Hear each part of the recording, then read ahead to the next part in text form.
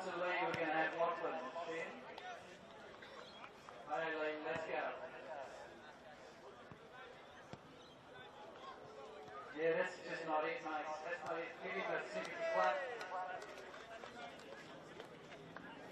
Maitland. Maitland, Sheen. Yep, where are you, mate? Well, we'll move on past Maitland. We'll come back to him and then we're into Lyndon. Lucic. Lyndon barefoot. Barefoot basher. I know Lyndon. Still barefoot, mate. You're in touch. No, everyone's through the laces that don't exist. We're going to Levi Dunn. Mayfield, Junior Club champion, had to go through the rounds to get this very important strike. Go on, yes! Levi Dunn, he put the practice in, put the training and put everyone to bed. Good night, Mayfield's here. Well, my personal favourite, Eunice. Where are you, Eunice? Eunice straight out of that gun unit. Playing under the guidance of Kieran Webber. Come on, mate, he's had lots of training too. Plenty of encouragement for Eunice.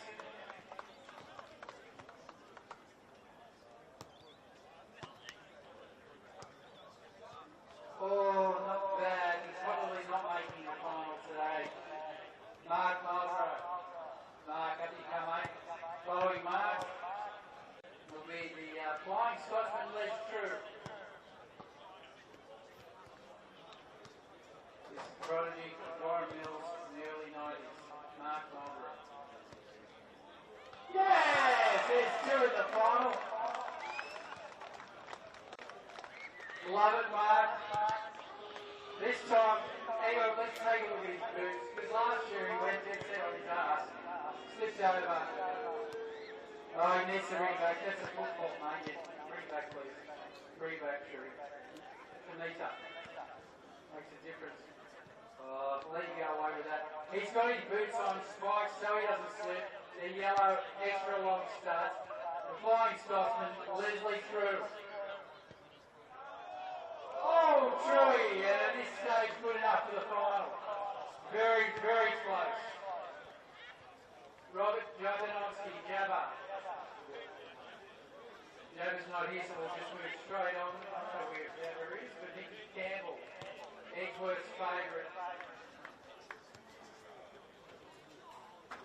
Nicky Campbell, a dead set dark horse and a legend of Edgeworth. Go on. You're going to cut it, Nicky. So you cut it before Max. Max Logan. Let's go. Max. Oh, straight out of the Gary Wilson squad, Edgeworth Eagles. And he will be in good touch. And he actually goes past the line, so that's legal.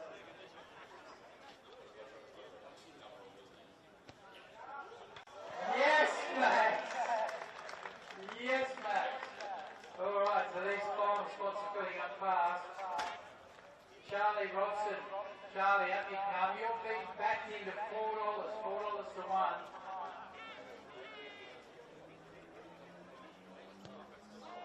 Oh, that's a try scorer conversion. Shane Knight's been scratched, and last year's winner, the evergreen Andy Stankovic, last year's champion, and sporting at $1.30. Stank, give him all the encouragement you can. Oh, you're class, Stank, and very close, very close. All right, so Robbie Drew's son is just coming out, grandson. Hang on, we might get a word with him first. But so everyone knows. No, How are you feeling about the show? I'm gonna win. And love that. You think you can hit it from here? No. You want to go a little bit closer? Let's not tell anyone. Tell me where you come to. Where's a good spot for it? Do you want me to bounce it up for you? You want to fluff it up? Put it on a nice spot? Here, I'll place it for you. right? The whole crowd behind you.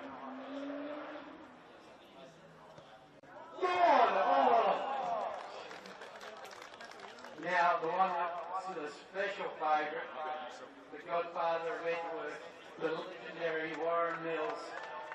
Millsy.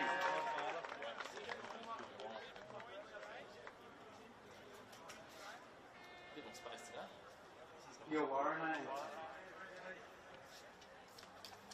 That's a hug on behalf of everyone here for everything you've done for the club over a long period. Do you want to come up here when you feel comfortable? All right, okay, well, let's go. Well, here we go. Do you want to go closer or are you right? Let's go. Warren, the king, the godfather. Oh! With the underhand. Well, we've got our finalists, so everyone that's hit the crossbar, you just stay out here for a minute. And these will be our finalists for half time. We've got a couple that are close. I think Mark Mulder certainly clean. Brad Davies, so he's in the final lunch. That's half time. And Les True, that's out. And Levi. Okay, so they're our finalists. Give them a big round of applause and thank everyone, and we'll say. Good afternoon and welcome to Jack McLaughlin Oval for our match of the round, and what a blockbuster we have teed up for you on a sunny Saturday afternoon. The undefeated league leaders Edgeworth Eagles taking on the surging Maitland Magpies under picture-perfect skies despite that rain we had earlier in the week. We're into the back half of the season and the stakes have risen. Edgeworth are eyeing silverware while Maitland have clawed their way back into the top 5 and will not want to let that grip slip. But one major headline before a ball is even kicked: the departure of Ryan Foots, the 2024 Golden Boot winner and Edgeworth's attacking spearhead. He's gone mid-season to Sydney Olympic, scoring on debut last night. 18 goals in 13 matches this year for Edgeworth, and Pete McGuinness now has to recalibrate without his number 1 strike weapon. But let's not pretend the cupboard's bare. This is a side unbeaten in 14 rounds and full of quality across the park.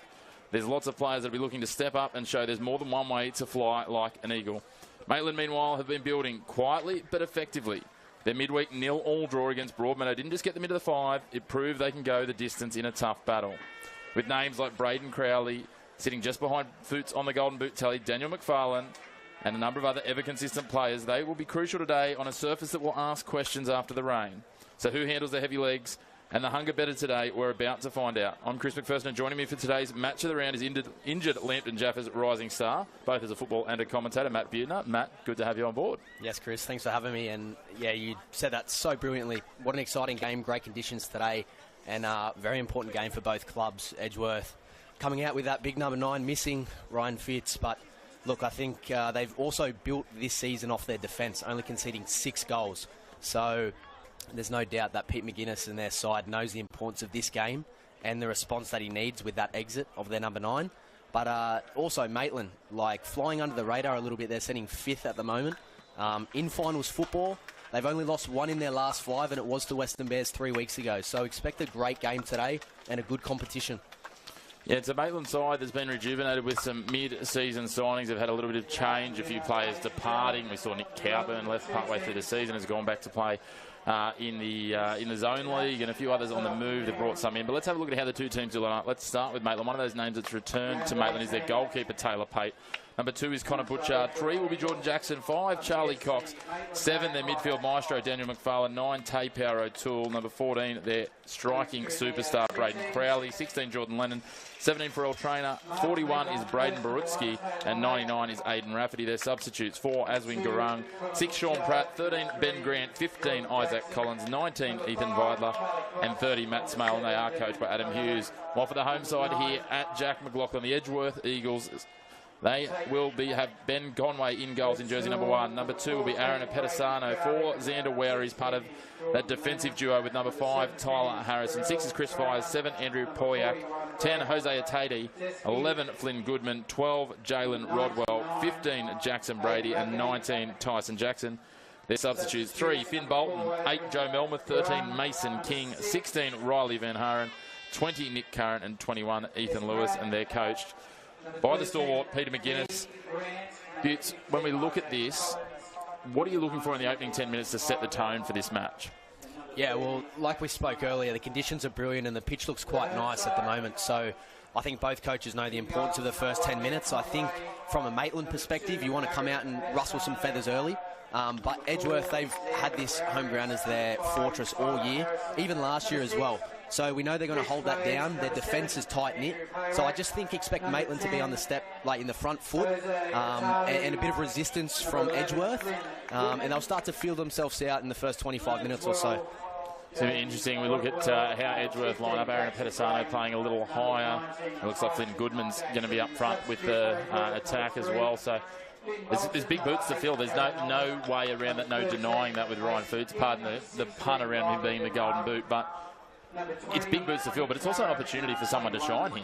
Yeah, of course. Well, look, they've scored 38 goals, I believe, this season. So 18 of those with Ryan Foots, but they know how to score goals with elsewhere. So there's plenty of talent up front, and like you said, it gives an opportunity for someone else to step up and take on that role. Yeah, well, they certainly know with their defensive record, one might be enough today. That's what they'll be looking for. They'll want to strike first. Edgeworth, Maitland, much the same. They know they're going to have to be at their absolute best to penetrate this defensive wall that is Edgeworth here on their home turf at Jack McLaughlin Oval. And to your point before, Matt Button, at this pitch, considering the rain we've had all season, the rain we've had this week, we're sort of heading to Thursday where there's lots of grounds that we're talking about whether or not they'd be able to get back on. You wouldn't even know it's rained looking at the surface, and we've had another game here earlier today. Yeah, no doubt. It looks immaculate. Expect a good brand of football from both clubs today. Certainly going to be exciting to see. Midfield challenges. Spinning out is Fayers. Decides to drive it all the way back to Conway. Conway was somewhat cast the villain in their penalty shootout loss to Western after his antics in the shootout. He's been a rock at the back for them, so don't judge him just on that shootout by any means. Tatey, a man who came off the bench in that game that went the distance plus into shootout. As I said, that's the only real blemish you can find on Edgeworth's record this year. They've conceded 6 goals in the league as Maitland go forward. Crowley all of a sudden plays it into the body of the defender. Tyson Jackson there. Maitland are going to press. As I was saying, Edgeworth, 6 goals conceded in this competition, 8 in all competitions. When you think about they would have played 4 cup games as well. That's a pretty phenomenal record. Yeah, of course, and surely a foul, and there is. Just on that point, though, Chris, yeah, there's no doubt it's been a masterclass from Pete McGuinness, and he's built the foundation off defence. And if your defence is good, the best result, or the worst result that you're going to get, is a draw. And they have guys that can score as well. So there's no doubt they want to carry that form into this game and the rest of the season. It's certainly a strong defensive unit that's set there with those centre-backs that I talked about. Tyler Harrison and Xander Wowries. Wowries, a young gun on the way up. Harrison was brought in this year, played at Glenorchy in the Tasmanian NPL, and he's been a stroke of genius as a partner there for Wowries. Both not only defensively strong, but the diagonal balls that they can deliver to create penetrating attack is also phenomenal, meaning they've got threats on both sides. So watch for that as the game develops and legs tire as they look to switch the point of attack. Just as we talk about them, Xander Wowries flicks the ball across and goes to the right to open up the attack. Ranging down the right.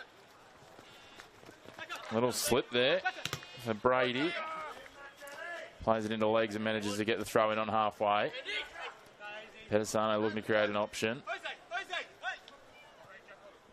Now the beauty of Tatey this... coming in, sorry. No, you're right. The beauty of this pitch, Chris, is it's got a bit of width. And you'll expect Maitland with their fullbacks, their wing-backs, in fact, they play with a 5-back. They're going to try to exploit that a little bit. Even the fullbacks for Edgeworth expect all the width to be used today. As you can see now, Jackson with plenty of space to explore down the left. Here he goes. What's he going to do? He thinks to cut inside. And again, it's the second time we've seen a player slip on the ball. So as much as the surface is looking good, there must be a bit of underlying moisture. Edgeworth now just looking to work it back, and it's something you'll see Edgeworth, and again, playing their home games here with this width that they're used to, they will switch that point of the attack just to work over the other side. And I wouldn't be surprised if that's a big part of this defensive 5, is just covering that width for Adam Hughes and his team. Edgeworth no options present, so they just parry it across the sideline. Power tool with the throw. Crowley comes and presents the captain. Driven long now. Harrison finds a target. Pushed across to Tatey. He drops it back into the pocket for Fayers. Ball movement from Edgeworth, almost immaculate. Now they go forward. Rodwell is a live wire. Polyak, the captain. Happy and comfortable just to work it back when space doesn't create. Crowley trying to get up and block the passing lane, but Wowries finds the ball down the line. A hopeful ball. Appeal for a foul from a couple of Maitland players. The referee happy to play on. Polyak plays it back to his defence again. There's that wide ball. Pedisano, I was going to say he's done well. He did well to get to it, but couldn't quite keep it in. Yeah, a little bit unfortunate there, and they're just trying to do that sweeping move left to right as well and just engage that width there. Pedisano, originally a right back, and he's playing a bit of right wing at the moment the last couple of weeks for Pete and the Edgeworth Eagles. It's going to be interesting to see how he goes for the remainder of the game. Also, one thing to consider, Chris, we had Maitland with that midweek game as well. As the game continues, you just wonder if fatigue's going to play a part. I mean, the one blessing for Maitland is that was played on the synthetic, right? So not quite as heavy as 2 games on heavy turf. But Rafferty takes a shot from range. Conway had it covered and wasn't too far away, but didn't threaten in the end. He had some nice shape on that. First shot of the game from range. Nothing too convincing, but like I said, had some nice shape on it. Bit of a dip towards the end, Chris. A little bit of dip, would have just a slight nerve for Ben Conway, but he seemed to have it covered. And Ben Conway, a wonderful story, a legacy player here at Edgeworth. His old man played here and lifted numerous trophies, a lot of premierships, and eventually broke that drought late in his career for a championship. And a foul called now on Rodwell. He just clattered into the back of Jordan Jackson. I tell you what, considering the weather we've had earlier this week, Butts, you couldn't ask for a better afternoon and a better match-up to spend it for your Saturday at 2 o'clock. No, it's absolutely brilliant. And there's a good turnout here as well. Jack McLaughlin Oval today. It's a really solid crowd. They usually get a healthy turnout here. It's one of the benefits, I guess, of having a team that's been a perennial powerhouse over recent years. A lot of old boys in attendance today. I'll tell you what, there's a few of them that are doing a bit of a crossbar challenge in the pre-game. There's a few of them that have still got the touch. I don't know how the lungs would go, though. As we see, lobbed forward from Maitland. Appeals for a foul. Again, it comes back. Play the whistle, lads. Edgeworth take it away instead. Switch across now. Fed forward. Pedisano calm and composed on the ball. Crowley, the one-man press. Pedisano calling for the ball from Conway. He's got plenty of space out wide here if they can find the switch. They try to feed it down the line and it's taken away. Cox on the ball. Lays it back. Wasn't a lot in that, but it was well sold that by Trainer.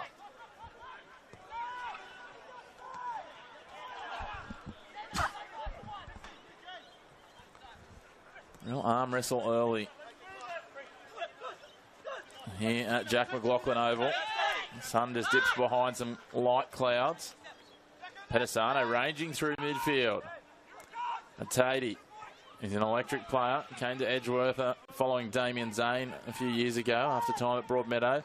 Now they cross it into the box dangerously, but Maitland easily see that away.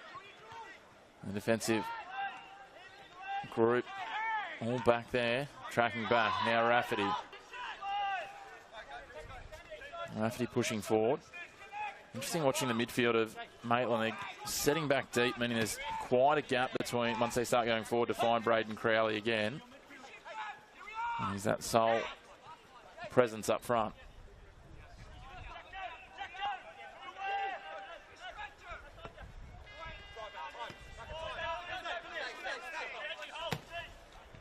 Farland lofts it forward, looking for that man in Crowley. He's double teamed, and Rafferty and Crowley managed to squeeze it off an Edgeworth player and out of play for a throw in the attacking third.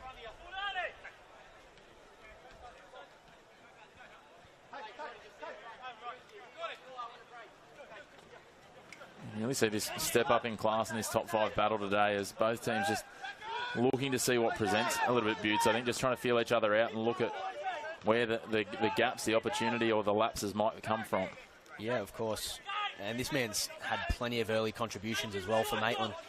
You think he's going to be someone that's going to crack things open. I'm really looking forward to watching that battle as it develops. Both he and Pedisano, they seem to be sort of marking each other despite both playing on sort of the attacking role. They're both playing quite significant roles, dropping back and getting forward as well, covering quite a flank of territory. Yeah, I think there's, you know, some really exciting battles here as the short corners played in early for Maitland. Crossed in from Cox. Conway gets hands to it. No Maitland player there to clean up the scrap, so it's driven away by Fayers, but not completely dealt with. Fed in just towards the top of the 18-yard box. Here he is again. Rafferty lays it out. Cox down the line. Opportunity now. Lennon keeps it.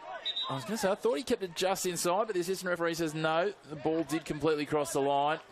Opportunity passes for the Magpies. Yeah, good little spell of possession there for the Magpies, and it was that man actually which started the positive play, Daniel McFarlane, a new introduction to the side from the Central Coast. And he is one man that you don't want to leave with space on the ball and time, because he will pick you apart, especially on a pitch like this. So keep your eye on Maitland's number 7 today, the yellow boots through the middle there. He's going to be the man to make things happen. He's certainly made an impact since he joined them from Central Coast United, hasn't he? And you know, he was a stalwart down there at Central Coast United, so it was a real change for him. I think 6 or 7 seasons. So a change of pace, but he's taken to it with aplomb, has Daniel McFarlane. And as we were talking about before, with this game coming up at the end of the season with the Newcastle Jets playing against the Northern New South Wales Select, it's players like he that are certainly going to have their name in consideration the way he's put together a body of work this season. Yeah, no doubt, and that's an exciting prospect for all players and coaching staff as well for the Northern New South Wales competition. It's going to be a great test for these boys at a good level with Mark Milligan's new side for this season. It's exciting, not just for the boys and the girls, the men and the women will both be playing against the Jets, which is great to see on the 20th of September, if memory serves me right. So really looking forward to that. Again, it's another couple of games that you'll be able to catch here on Northern New South Wales Football's YouTube channel as well.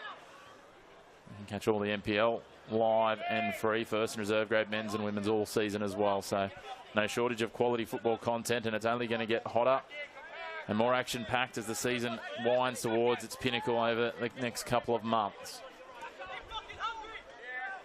And I feel like this afternoon is just going to be a little appetite whetter for that. It's what we've seen over the opening 12 minutes or so has certainly been some hotly contested football as Atadi loses control. It spills out to Trainer. And they slice it wide. Power O'Toole chips it back in. Rafferty's been busy.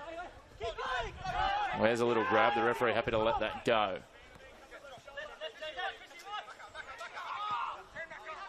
McFarlane, nice turn to take it away from one. Plays it back to Power O'Toole. He drops it back into the pocket for Lennon.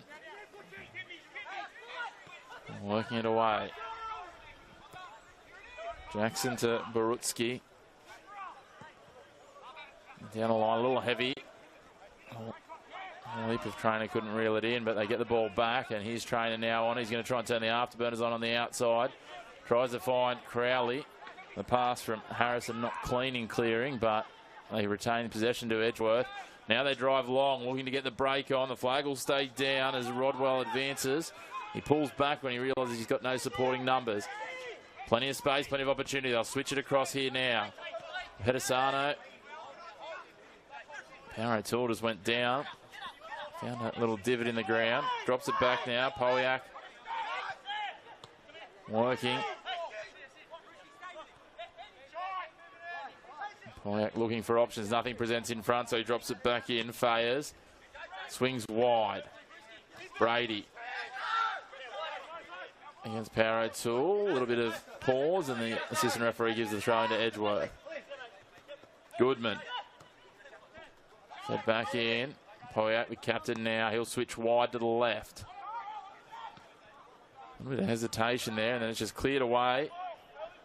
Yeah, not rushing things, Edgeworth. Just feeling it out. Credit to Maitland at the moment. The defence has been tight-knit.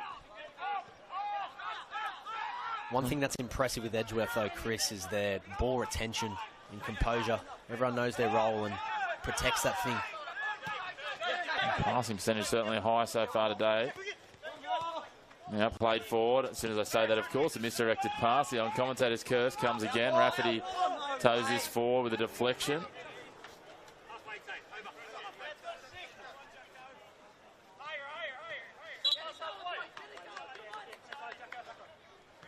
We've talked about it a number of times, Chris, this season, just the battle for finals football this year between probably 4 or 5 clubs in the running at the moment. See how this unfolds down the right side for Maitland. Junior here, fed in, chance to shoot. Was well shot, but overcooked in the end by Trainer. It was the right idea, just a little off balance, skewed underneath it, and it went well over the crossbar.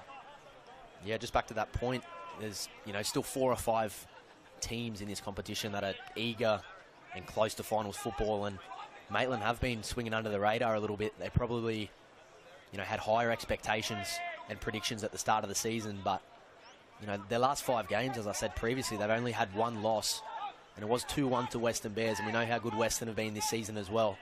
They can score a number of goals, and it's this time of the year that's super important to bring that form in, and they're doing just that at the moment. It's going to be a crucial game today if they can walk away with 3 points. I think any points taken today from here. Not many teams escaped Jack McLaughlin in recent years with any points. So, yeah, as you say, when you look at the ladder, you know, I think it's fair to say certainly the top 2, probably the top 3 teams are fairly ensconced. When we look at Edgeworth, Broadmeadow and Western. Charlestown much more comfortable. We might come back to that as Goodman's on the break here. Calm, composed defensive instructions coming from Jordan Jackson. Goodman gets it in there, and then it's just poked across the byline, and we'll have a corner. As I was saying, Charlestown on 23. Not completely comfortable, but a little bit of an advantage. Then you've got Maitland 19, Newcastle Olympic 18, Lambton 17, Belmont and Cooks Hill on 15. You can go back to Adamstown and Valentine 13 and 12, but I think they're probably a very long shot because they need a lot of results to go their way. But when you look at that, realistically, you've got 1, 2, 3, 4, 5, 6 teams fighting for 2 spots over what is between 7 to 9 games for these teams remaining. So it's going to be an enthralling finish to the season. No one's going to give an inch, and I can't wait to see how it plays out. As you said, today is the start of that for a lot of these sides as Brady drives this in. That's not quite the clearance Braden Crowley was looking for, but it worked out nonetheless. A little bit of a foul then on Connor Butchard, and Maitland will escape the pressure. Yeah, that finals race is going to be every round from here on in, even the catch-up rounds that we've got. There's going to be 1, 2 or 3 games minimum. They're going to have so much influence and impact, so it's can't miss action. And again, you know, I don't want to sound like I'm spruiking, but you can find it all here on this YouTube channel. You can watch every game live and free. There's not a lot of competitions that offer that sort of service.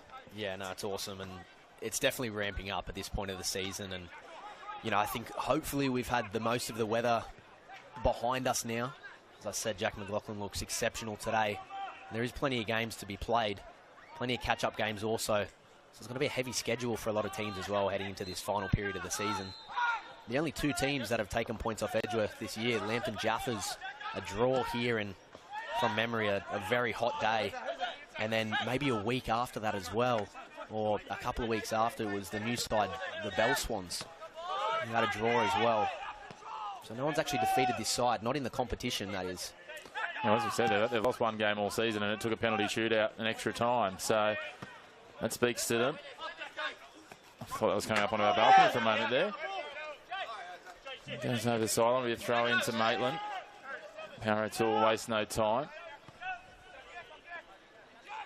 It's certainly going to be interesting to see how it all plays out. There's some teams, and as you said before, you know, Maitland's starting to find some form, and you know, winning becomes a habit too. And when you've got extra games, if you can start winning and taking points from most games, like that becomes a habit. You find ways to get it done, right? And equally, if you're one of those sides that's further up and you start letting a couple of games slip, that can become a habit really, really quickly too. So interesting to watch. That spits out. A bit of pressure here, but McFarlane calm. Just the epitome of composure is Daniel McFarlane. Trainer can't control that. Pettisano comes away with it. Trainer gives him a nudge. Pettisano is going to take more than that to be dislodged off the ball. And then it falls back for Barutsky in defence. Playing at a fair tempo. It's going to be interesting to see whether both sides can keep this up for 90, let alone, as you said, Maitland, who are coming off a midweek game as well.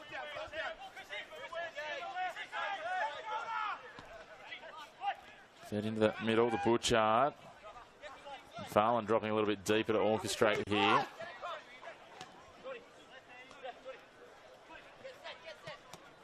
Lennon. Chip forward. Goodman is going to take off. Tracking back to defend.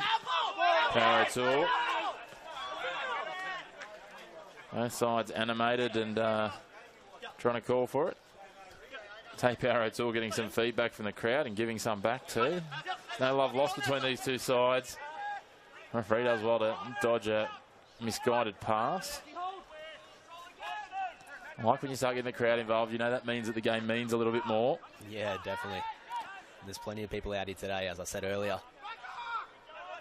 It is a little deceptive here at Edgeworth because they tend to all gather in the stands here on the same side as the camera. So you look over there where the benches and the hill are, and unless it's absolutely standing room only, you don't often see too many on that far hill.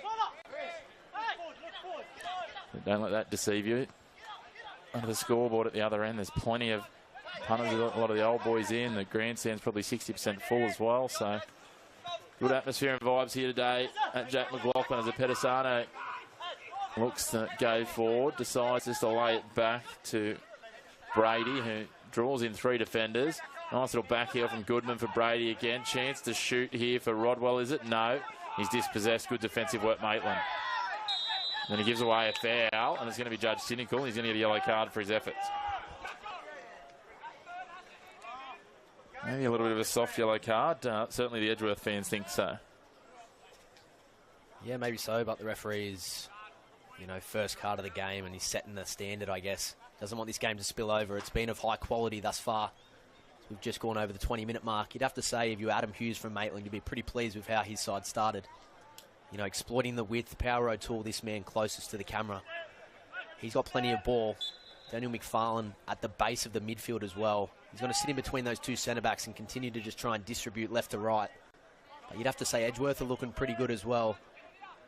No one really in striking range yet. We've only had that one shot which went over the bar for Maitland.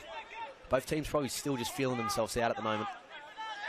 It probably speaks to the defensive prowess of both sides too. That looked like it might have been a handball there. The referee says no. Power O'Toole comes away with it, intercepts the pass. Under pressure. Power O'Toole gets a nudge on the way through. That's a fairly brazen move from him in Jonathan Rodwell, who just got a yellow card only moments ago. Remember the first time we covered a game here this season was the Charity Shield game, and if memory serves me, there was somewhere in the realm of 3 red cards and a penalty shootout. So hopefully it's not the presence of the commentator's curse as Goodman gets forward to the edge of the 18-yard box under pressure, flicks it back for a Pedisano. He had to turn away from Rafferty. Swings it wide, an awkward bounce on the ball there, and Jackson has to retrieve it just inside the sideline. Polyak over there as well. Fayers. And Tatey. Nice little ball movement. Jackson with a flick on just a little too much, and they'll get it looking fluid there, but just tried to chance their hand a little too much on that last pass, you think, Edgeworth? Yeah, tidy football from Edgeworth there. A sort of tiki-taka football on the far side. Not sure if that's out of the page of Pete McGuinness's book, but it looked very tight. It was only one pass away from slipping through. Certainly was. Rafferty looking dangerous under pressure, and Fayers gives it off to Braden Crowley. Of course, we talk about Ryan Foots and what he offered as a talisman. Almost equal at the other end is Braden Crowley. 13 goals this season. When you think that this side has scored 22, I think, from memory. He scored more than half of them. I mean, again, when you look at that pedigree, it's easy to understand why.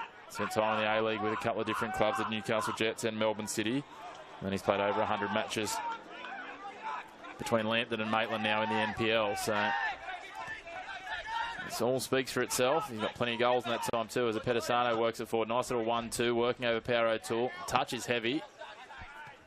Unfortunately so, and Lennon clubs it over the sideline.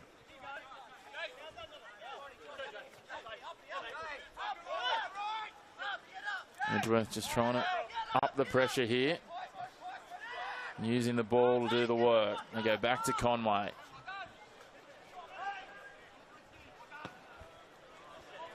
That one is, I think you could say, well and truly overcooked. I think so.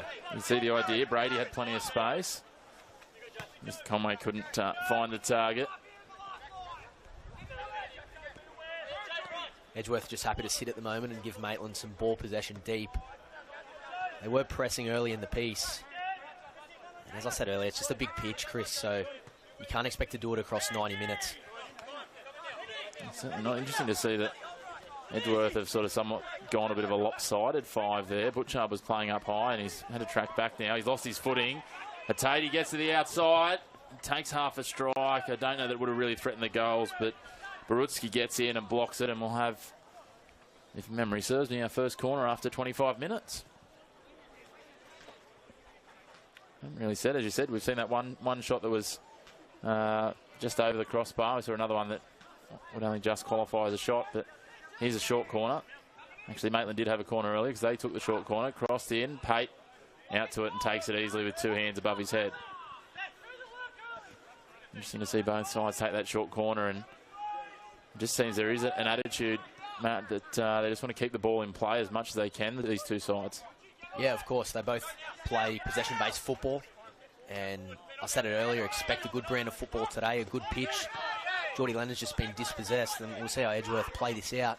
Fayez, Goodman just steps over it and leaves it run. Not quite ideal. I think if we thought of Pedisano might have been making a run down the line. Para O'Toole as Rafferty. That looked like it went across the line. The assistant referee didn't see it that way, so we'll play on. Powiak now, he'll take a shot. Takes a little spin, and Taylor Pate can't quite get there despite accelerating off his goal line. We'll have another corner. Back-to-back corners here for Edgeworth.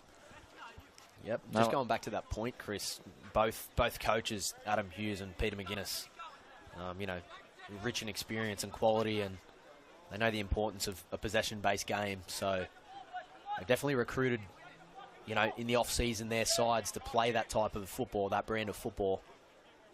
There's no doubt Maitland, even sitting 5th on the table, you know the quality they have. They can be a top 2, top 3 side without a doubt. Very slow start to the season for Maitland as they just found their range with, as you say, a lot of new players coming in and then some mid-season changes. This is take it in from the corner. Pate up over the pack and just so clean, composed there. Rolls it out now and they straight away try and go on the counter. No real numbers forward, so Power O'Toole gets collected, and we'll see a yellow card go the way of Chris Fayers. The second yellow of the match, both going to the men in black and red. Yeah, super positive from Power O'Toole there. Just trying to inject himself and get out and at Edgeworth quickly. And the man in goals for Maitland as well is going to get a bit of confidence out of that, plucking 2 balls out of the air in back-to-back corners. He's only going to grow. It's interesting. He took a little bit of a departure from Maitland in the off-season, and an opportunity presented for him to come back. He was sitting second fiddle elsewhere and decided that coming back now with opportunity. And certainly from what we've seen early today, he's well and truly shown that he belongs at this level at the NPL so far this afternoon on the couple of times he's been called on. Now Brady ranging forward, calling for runners. Again, just a little misstep. We've seen that a couple of times when players have tried to accelerate down the wings and then pull up. Yeah, 2 or 3 times for Brady down this right side. Because the game does unfold, you can see it looks like the ground is a little bit loose, but tell you what, it still looks pretty good. So having called the women's game last night at Magic, and they've done well to get that pitch up. This is playing very evenly, and that's often what you see with these.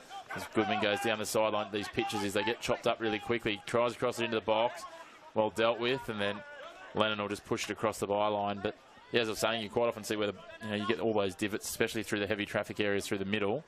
There's a couple of patches here, one right in front of us, which is where the teams run out, so it probably gets a little bit of extra water sitting there along the sidelines, but otherwise it's looking really good here. And I think just over 3 minutes ago I said that Edgeworth were getting their first corner. They're now up to their third. Yeah, Brady with an opportunity to deliver on his right foot. Something into the money area. We'll see if Edgeworth can make anything out of this. Harrison and Wowry's trying to make a nuisance of themselves. He sits it up towards the back post, headed down, and it goes in. There wasn't a lot of power on that, but it's certainly finished into the right spot, and it is Jalen Rodwell. Taylor Pate just got caught on his right foot and couldn't pivot to go left quickly enough, and it just ballooned up and floated into the back post. And Edgeworth all of a sudden take the lead here at home. Scored by number 12, Jalen Rodwell. It's not the textbook, but at the end of the day, it doesn't matter how it looks. It's all about whether or not it goes in. Yeah, of course. Not much venom on that at all, but it had all of the accuracy that you needed to beat that man in goals. And it was a backspin ball as well from Brady, deep kind of into that, not back stick area, but it was definitely at the back. And well executed, great header. Just got stuck in the mud, the keeper, unfortunately. Couldn't move his feet quick enough, and it's 1-0 to Edgeworth at home. Pete would be absolutely buzzing with that one. His side's in front early. A bit of hesitation here from Pate. Jackson gets back, and you just hope that doesn't rattle the nerves of Taylor Pate. We'll see how it eventuates from here, but they scored just inside the half-hour mark to the Eagles in this Battle of the Birds. Fed out wide now. Maitland looking to turn it away and take it on. Here's McFarlane. We haven't seen a lot of him over the last sort of 10 minutes or so. He's been starved of a little bit of ball. They go long, Maitland. Headed away, brought down. Nice control there. Faze is going to drop it off for a Pedisano. Nice little step over. The goal scorer feeds it on. Pedisano's touched a little too heavy, but manages to regain possession. Flicks it out for Goodman, who's now adjusted to playing on the out to the left by the look of it. Looks like they've reshuffled maybe a Tatey playing at the head of the attack. Edgeworth's just playing with a little bit more confidence now. We touched in at the 20th minute mark, just saying the game was quite even, but you'd have to say Edgeworth this last 10 minutes have just been tightening the screws a little bit. The ball possession's definitely been on the right side of your screen in Maitland's half. Pedisano gets to that. Again, there you just see a little bit of that traction just coming unstuck. Probably not something that footballers have these days. I think everyone just wears the mouldeds, right? There's no long studs. No, very few players now wear the medals, I think. You could probably do with a set out here today. I think you'd hold in well and might make a little bit of a difference. Maybe just if you get some longer moulds, I wonder. End of the day, players often very tied to their boots and liking what they like. It's a little overcooked by Brady. Driven forward now. Power O'Toole race forward. Can he get the bounce? He does get the bounce, but the header sits up for Fayers. He lays it back out. Brady chips it in field. Lennon heads. Polyak brings it down. Brady again. He's been involved in plenty. Drives it forward for the goal scorer in Rodwell, but it's taken away. Lots of exchange in midfield. It's a little bit of a frenetic pace here, and Edgeworth break free. What can they conjure? Goodman's open out wide. Well done, Barutsky. Takes it away.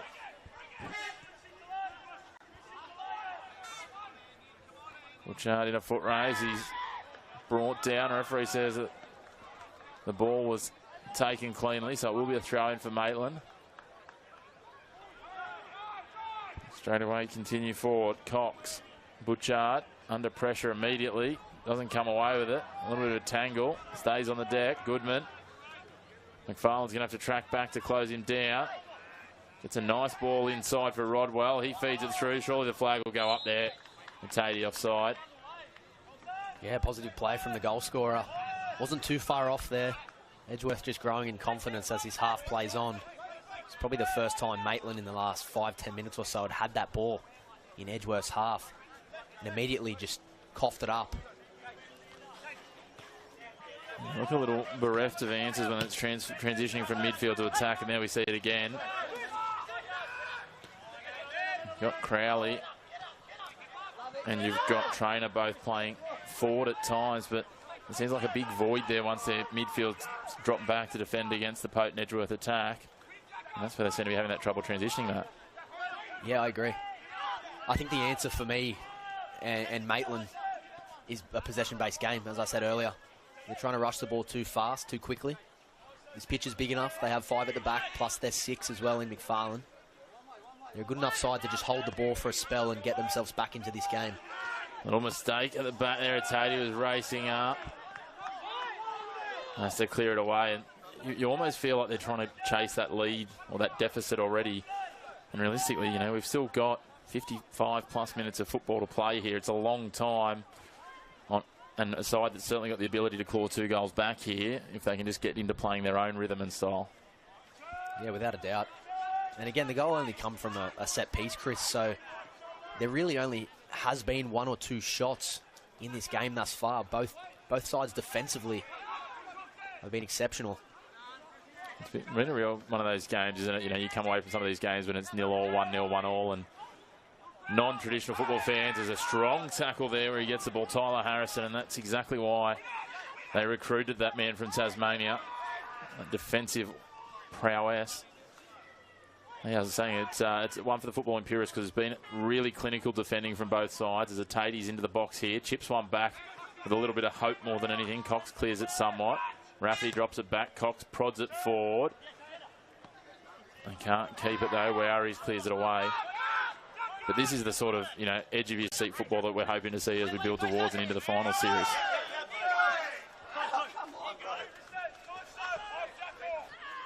Here's Trainer now. Cuts away. Lays it off for McFarlane. McFarlane feeds it in looking for Rafferty, but he's not going to be quick enough to get there. Conway picks it up.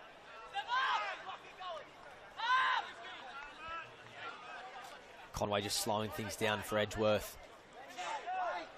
Just checking the clock as well. We have 10 minutes plus additional time.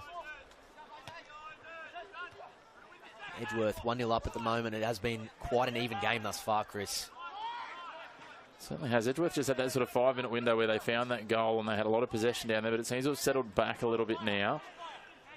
And I'm sure that Adam Hughes, when he has a chat to his troops, if it does still remain at 1-0, we'll be talking about that. You know, they haven't been outclassed here. They haven't been blown away off the park by, you know, this really strong Edgeworth Eagles side. And certainly he and their players would have to feel they're right in this. Pedisano gets the ball. Power O'Toole down. And so that's Rafferty down, holding his leg.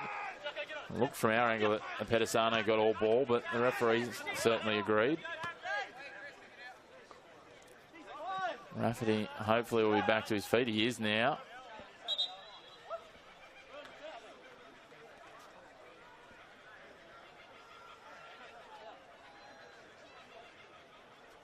Interesting, just looking down in front of us here. Brady looking like he's stretching out some cramp already. That's not an ideal sign after 37 minutes. No, it is a heavy track down there, obviously, but you know, you touched on that early. That could be a really key component of this game as to who can best manage the heavy legs and the fitness through the 90. Conway now goes long off the outside of the left. Lennon composed there, plays it forward. O'Toole just pulls up, realises he's got some space, so he's going to take it off it. Plays it wide. Pedisano back. Fayer's tracking back. Under pressure from Trainer. Finds the ball to Pedisano. He threads it to Rodwell. I think Rafferty knew that he managed to get that then. Now Brady cuts through. And Tatey now. And Pedisano.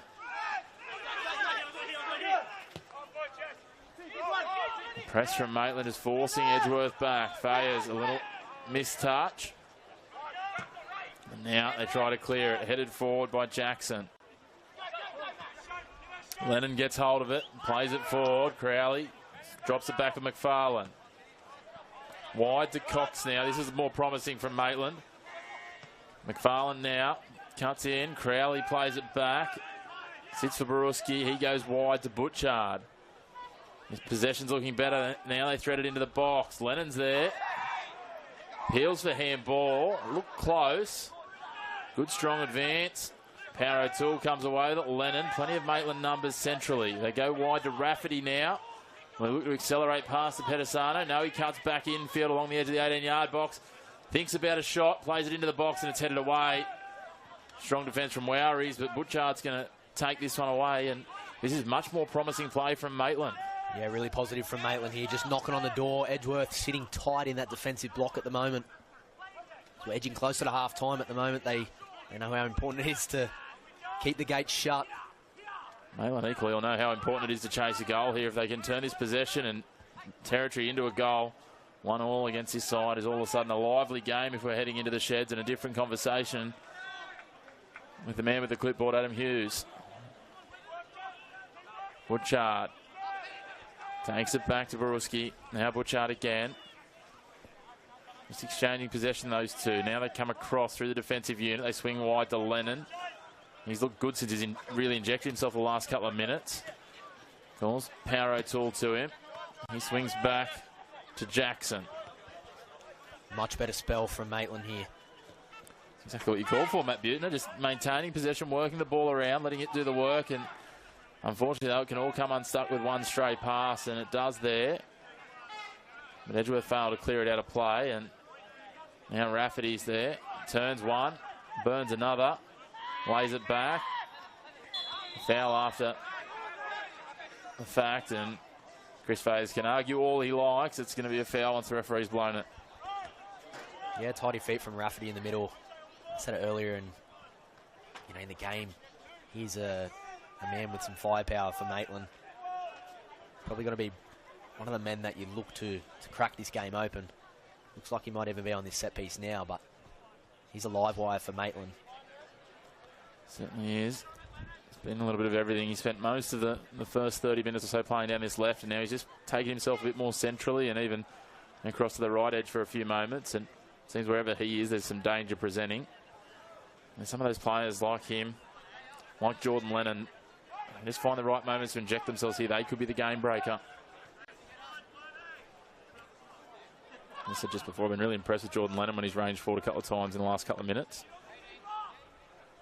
Good touch for a big guy. Here we go now. What's Rafferty's option here? Two hands aloft. Gets underneath it, slices it in. It's headed forward. Seen away. All of a sudden now, Edgeworth looking to relieve the pressure. They come to Fayers. Into a Pedisano. Dispossessed. All of a sudden, Jackson going forward. Can he get a shot away? No, cuts back in. Feeds it now to Power O'Toole. Inside the 18-yard box. Under pressure. Didn't really have any options, so he just decided to go himself. Oh, and better pulling the trigger.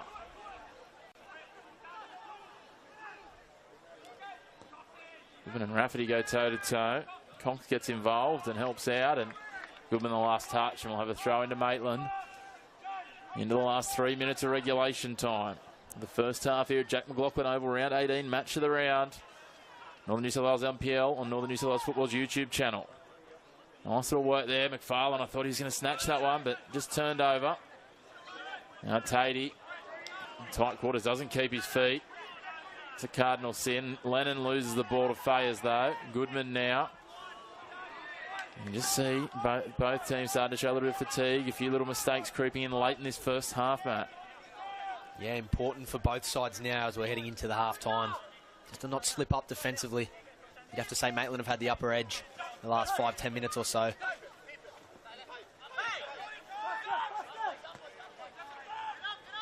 Edgeworth working back through Wowries. He's under pressure. Trainer chasing hard. Certainly not afraid to press the Eagles with their defensive power, Maitland. That one comes off the elbow and goes out after a deflection from Jordan Jackson. Another throw for a Tatey. Tackle doesn't quite find the effect. He slices it back in. McFarlane's there, gets it off the outside of the left and just clears it away. Do Edgeworth have one last say and then before the half-time break? You feel it'll almost be a death knell. It'll be extremely hard against this defensive wall of the Eagles to come back from 2-0 down. Take the throw for Goodman. And they work it in. Rodwell, the goal scorer. Goodman again. Weaving through into the 18-yard box. McFarlane solid and just pushes it back outside the 18-yard box. Good reading from Trainer there. Heavy touch from Rafferty though. Get another slip. This time it's Rodwell. Rafferty looking for a line to Crowley. He's just going to prod it forward, hoping that Crowley can use his pace, but Wowries reads it well and clears it towards halfway. Under a minute of regulation time, and we'll see what the fourth official has to say.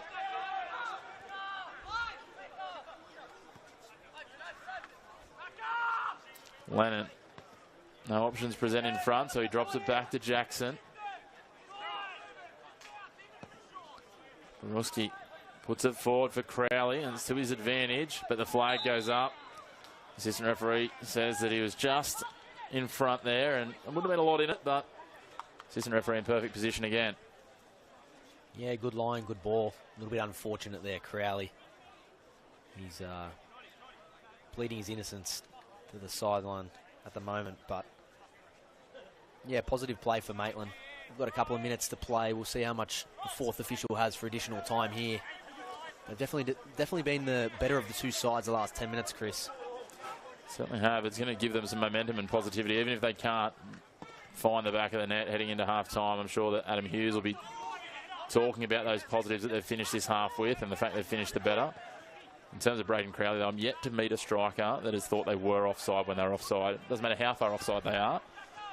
They'll try and draw, you give them a freeze frame, they'll try and draw a 45-degree line between the halfway flag and the corner flag to say they're onside. Yeah, of course. Edgeworth now working, a little misstep. Rafferty now, can they pounce here, the Magpies? Ranging down the outside, plays it for himself outside of Wowries. He's going to turn it on, but the ball's just gone across the line. Wowries using every inch of space and using the sideline as an additional defender. I haven't seen the board go up over there. I'm not even sure if he has a board over there, the fourth official, so we're going to be left guessing. It's okay. Haven't had a lot of stoppages. There's been a lot of free-flowing football, so we'll wait and see. I can't imagine it'd be more than 1 or 2 minutes of added time. As it stands, Edgeworth happy to work the clock. They lead 1-0. It's been a cracking 45 minutes. When we go to that half-time break, I'll be back in my seat if I'm tuned in on Northern New South Wales football as soon as I can, because you don't want to miss the start of this second half. It's going to be another cracking 45 minutes of football. Pettisano going forward. Loses his footing again. Rodwell, is he going to find something? Pushing across field, feeds it out to Goodman. Goodman a little missed touch. Pulls it up just inside the sideline. Goodman versus McFarlane. McFarlane shows him away from the byline. It's cleared partially. Rafferty there. Polyak comes down with it. Now Brady prods it down the line for the captain. Polyak goes toe-to-toe, loses his footing on the grass. And the referee says that it's half-time. Edgeworth haven't missed too much of a beat without Ryan Foots. It's been a bit of a balanced game so far, but they do have the lead, and the league leaders have shown their adaptability in class. They've controlled the tempo for good portions, but Maitland are right in this game and asked some real questions of Edgeworth. Matt, how impressed have you been with these two sides and how Edgeworth have overcome the absence of Foots to grab the lead at the break? Yeah, it's been a good standard of football, Chris. Both sides, hungry for 3 points here. It's a super important game, as we touched on earlier. I think there's plenty of positives for both sides. I think Adam Hughes is going to head into the sheds and just...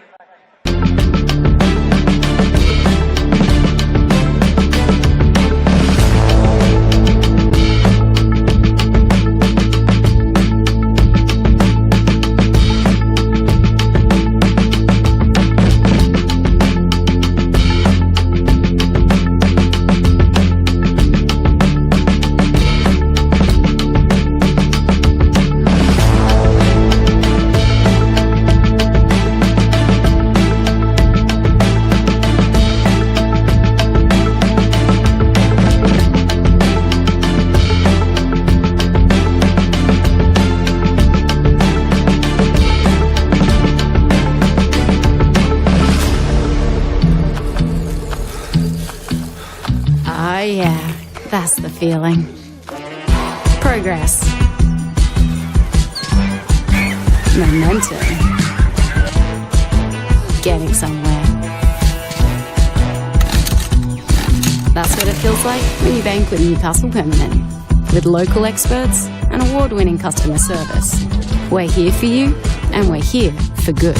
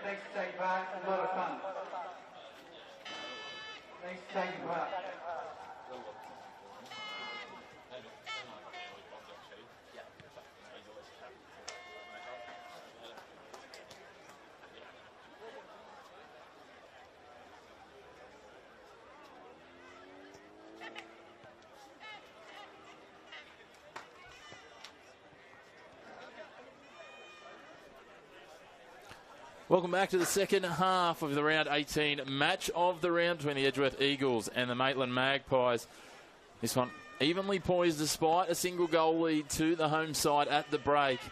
We've seen patches of really strong football from both in the back half of that first half. The opening stages of the first half, though, Matt Butner were neck and neck and not a lot separating them. And on the balance of things, Edgeworth would certainly be happy, but they could probably consider themselves a little bit fortunate to be leading at the break. Yeah, no doubt. It was a good arm wrestle all half, Chris. Both sides, plenty of positives. Not a whole lot of action up front for both sides either. It was a goal from Rodwell off a set piece, actually, the header. That come at about the 30th minute mark, where Edgeworth started to roll on with a little bit of positivity, because you'd have to say Maitland had better chunks of possession in earlier in the game. You know, Adam Hughes would be pretty happy with how his team has been playing in that first half. But answering your question, Pete McGuinness, yeah, I think he'd, be super happy with a 1-0 win at the moment at half-time. But I tell you what, it was 0-0. I don't think he would be as confident heading into this second half. Maitland have definitely been well and truly in this game.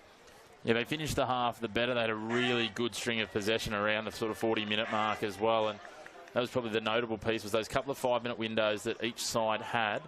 And it's just going to be about who can take any opportunities that present, because to your point, they were slim and far and few between. Yeah, it's been a game of minimal chances, but it has been a high-quality game, Chris. We've seen the pitch tear up a little bit. There has been a couple of slips, but all in all, it's held up quite nice. There has been a good brand of football being played by both sides. And look, I'd expect Maitland to come out here with a bit of fire in the belly the first 10 minutes. See if Edgeworth can hold them off, continue their defensive record, which has been so impressive this year. Certainly has. It's going to be interesting. We talked about it before the game. The first 10 minutes of the first half were key. The first 10 minutes here, again, will be key. Both sides will want to ensure they aren't conceding in the opening exchanges, in the opening window of this second half. I'll tell you what, if you want a taste of what the NPL finals are going to look like this season, this is starting to whet the appetite. It's going to be that sort of level. I think it's going to be like this with maybe another 10 or 20% of juice, but this is a great sort of building block as we see two top 5 sides going toe-to-toe. As we come back, ball across the line, so we have a throw in. For the viewers tuning in now, Chris, who would you say have been the top performers for both sides in the first half? Who have you been impressed with? I certainly think the glimpses we've seen from Rafferty have been really strong. He's been very busy. He's got through a lot of work, as we see Goodman just here. We might come back to that in a moment. Just working the ball one-on-one with Butchard. Tries to get inside. Loses possession. Butchard goes to the ground and he'll get the foul. Yeah, Rafferty's probably been the standout in terms of consistency across the 45 for Maitland. Rodwell's been good. A few little missteps and errors in him, but the goal and some pressure that he's applied. And probably understated, the two centre-backs for Edgeworth. A couple of times when Maitland did have that possession down there in the 18-yard area as they do now, they were just solid, they were composed, and they kept things cool. So I don't know that looking at the balance of everything, there's anyone that absolutely stands out. I don't think there's anyone that stands out at either end in terms of exceptional or poor. It's been, probably to the point you made before, it's been a really good game of football between 22 people putting their all out there at the moment. Jackson with plenty of space down the right side here, and I spoke earlier, there's plenty of space down the width for both sides. Just a misplaced pass there for Brady charging on as well. Just after I gave Rodwell a wrap. Yeah. Well, now Raffy on the ball. Let's see what he can do. Let's see what he can do. It's been a game of great battles individually across the pitch, Maitland and Edgeworth, and I'd have to agree with you. I don't think anyone stood out completely in this game. I have to say, at the end of that half as well, as you mentioned, when Maitland had probably the better spells of possession. You see if this plays. You know, looks like it's a little heavy for him. Yep. A goal kick, but yeah, you said I'd like to see Geordie Lennon inject himself as well from the back. They do play that 5 at the back, so if he can start to step in through the middle there, he just adds that extra player in the midfield for Maitland, which can then push on one more forward into the front line. That's what we saw, wasn't it? We saw McFarlane, because we talked about it before, he was sitting really deep, and that created a bit of a void between Crowley and now Trainer, who's playing up top with him in sort of the 2-man as it is, as they've adjusted to. But as soon as we saw Lennon push forward, that meant McFarlane worked forward as well, and all of a sudden that gap was closed and they had some, you know, flow and some continuity of ball. So we'll see how they continue to manage that. In the meantime, Trainer turns this one over. Polyak plays wide. Brady's on the ball. Pedisano trying to make almost like a sneaky little run in behind. He didn't want to oversell it. McFarlane drives this wide. A little bit of moment of confusion there for Butchard. He wasn't sure if that was for him, and Trainer tries to thread the needle there. It was a little optimistic to try that, I think, with the amount of black and red jerseys that were there. This is spilled friendly for Butchard at the corner of the 18-yard box. He's got to cut back. Turns away. Ruski lobs it into the box looking for Crowley. Crowley tangled up, tries to get a shot away, didn't quite get full contact on it. That battle between Crowley and Harrison is certainly one to watch as this develops. There's that man we're talking about before, Geordie Lennon, just getting up and getting the last touch on that before it crosses the line.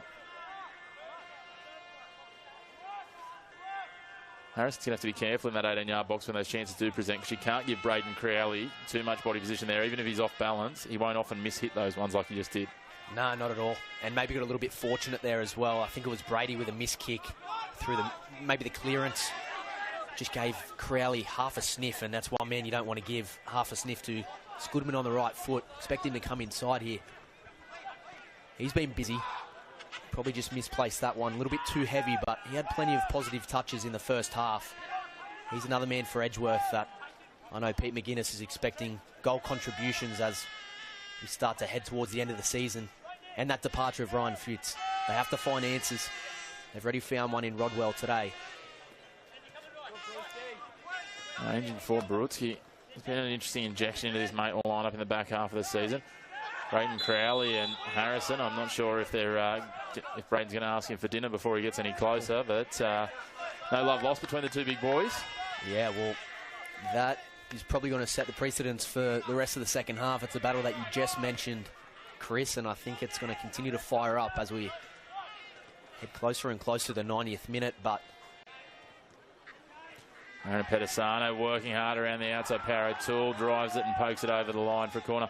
The thing I did love there, after Crowley and Harrison looked like they were about to, you know, go 12 rounds in the ring, as soon as they got up, once it was all dusted off, a little high five between them. They're not going to be best of friends, but they're going to play within the boundaries that they need to, which is nice to see. That's how you want football to be played. Yeah, definitely. All respect, all in good nature of the game. Don't give an inch, but yeah, exactly right. At the end of the day, play the game the right way. Let's see what Edgeworth can get here. We know they scored from an earlier corner. Rodwell unmarked at the back stick, the goal scorer. He's just calling for Brady. Drop it into me. That's where Brady looks to go. Barutsky tries to sell a foul, but barely got any contact, and the referee having absolutely none of it. Fayers gets to the outside, and Power O'Toole just closes the space and drives it across the sideline. I'll tell you what, Chris, that was really interesting to me that the goal scorer was unmarked, and it was the same ball that we saw Edgeworth score off. In fact, it went straight to Rodwell. In the same area, backspin ball from Brady. It was almost a more on target delivery, wasn't it? He had so much more space, and I was interested too by Brutski's decision there to, you know, try and back into him then and just try and draw a foul. And I'm not sure that's the percentage play there, as we see Rafferty just chip this one on. Harrison gets a head forward for Pedisano. He has a bit of a look at it, cuts back, manages to beat two, pushes towards the box, leaves the ball behind, loses his feet with the slippery ground, and they might have got lucky there. Maitland Butchart prods it over the line. It's been a little bit unfortunate, Positano, just with slipping over this game thus far. He's got the long legs. As soon as he gets some open field in front of him, he can definitely stride away. He sold one or two defenders there with the fake shot, but space for Brady now down the right side. Expect a delivery from this man. Well blocked by Power O'Toole. Doesn't go out of play though. Spins backwards now. Heading back there is trainer. Goodman switched over to the right. Prods it off the toe. No real support at the back post. And Butchart, I think he might have been a little unawares that Tyson Jackson was coming for him. But he gets away with it. Good sliding effort there from Rodwell. Crowley and Fayers go toe-to-toe. Crowley asks the referee for a foul. The referee says no, I won't be giving that. Pedisano, lots of players happy to slide in on the surface at the moment. Starting to get ready and willing, that's for sure. Now trainer prods it forward. It's going to sit back for Harrison, who'll just shepherd it to Conway, and he gets things moving straight away. No mucking about here for Fayers. Been a frenetic pace these first 8 and a bit minutes of the second half. Rutsky goes back. Butchard's there. Doesn't have a lot of options. He's got Rafferty down the line, but finds the ball infield for those electric yellow boots of McFarlane. He gets it out in front of Crowley. The flag goes up. Again, it was going to be close. Braden Crowley drops the head and shakes a little bit. I don't know whether he's upset with the decision or himself just mistiming the run. Again, though, Edgeworth wastes no time in getting going again, Butts. They're really wanting to play up-tempo and keep this possession and ball moving. Yeah, well, you know, they want to set the pace and the standard for this game as they've set all season, Chris. So I have no doubt Pete would have been urging them on to come out strong in the second half as well. Try and push for 2 or 3.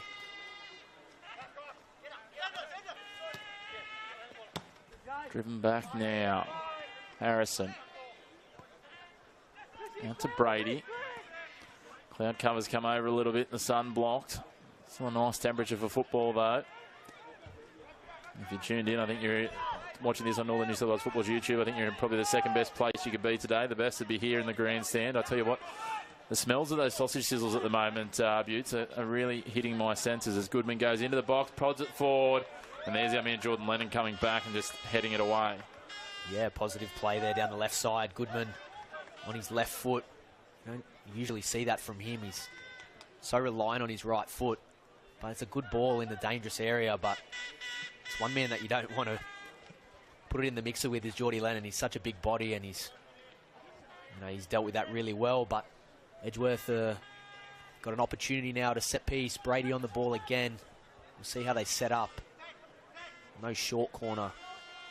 They're just going to elect to go straight in. Chris Fay is just hovering outside the 18. Just watching there again as another loose man at the back post. He's picked up late. Power O'Toole gets back there, and again they go towards the back post, and it's headed away. And of course, it is that man again in Rodwell. Interesting that it took a late sort of eyes up there from Power O'Toole to spot that he was loose at the back post again. Surely, when there's a goal being scored by that man from that position, the next corner goes there again. He's the first person that you're making sure is marked up. You'd think so. After 3 or 4 have gone in the same spot, you'd think that's who you'd like to pick up first. I'm not sure whether they're just drilled into a more of a zonal setup, but it didn't really look like it. It looked like they were marking men. Let's see. Howiak, though, now switches the point. Across here now to the left, Tyson Jackson. He hasn't had to be called on a lot, Jackson, so far today. Goodman now sliding through. Equal top scorer at the club alongside Rodwell now that Foots has departed. Fayez. Shoulder to shoulder. Rafferty not pleased with that, but the referee happy to let the shoulder to shoulder contact go. Howiak goes wide now for Brady. Howiak, the skipper's been impressive today. He hasn't done a lot wrong. Very consistent, Mr. Consistent for Edgeworth all season this year. They're really well served by those two mids, him and Fayez, aren't they? The experience, the composure there. as you said, that neither of them do a lot wrong. They're busy. They get through lots of work. Here's Fayers now driving on under pressure from Lennon. Lennon lucky not to give away a foul as he just grabbed the shoulder. Oh, I spoke too early. I'll tell you what, if I was Jackson, I'd be pretty filthy that the advantage wasn't played on there. Chris Fayers did exceptional to get away from Geordie Lennon and just poke one out to the left. Actually in a really promising position there, Chris. Yeah, it's an interesting one to see the referee pull that up, and there was some protest from the crowd, that's for sure. The players wore it pretty well. Tyson Jackson just moved on with it. Not much you can do, I suppose, after the fact. It would have been nice to see how that developed. Assistant referee getting some coaching from a very vociferous fan down here.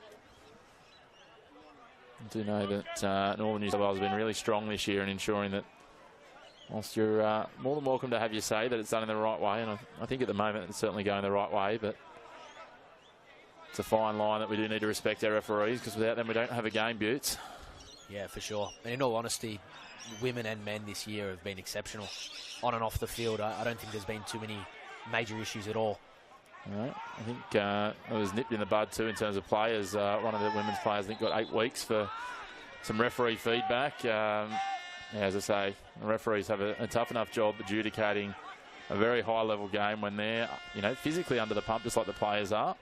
And these are guys that are out there, guys and girls that are out there with heart rates, probably sitting up around 140, trying to make split-second decisions with lots of moving bodies. And I'd encourage anyone who thinks it's a really easy job to go and get their ticket and have a crack at it, because it's not.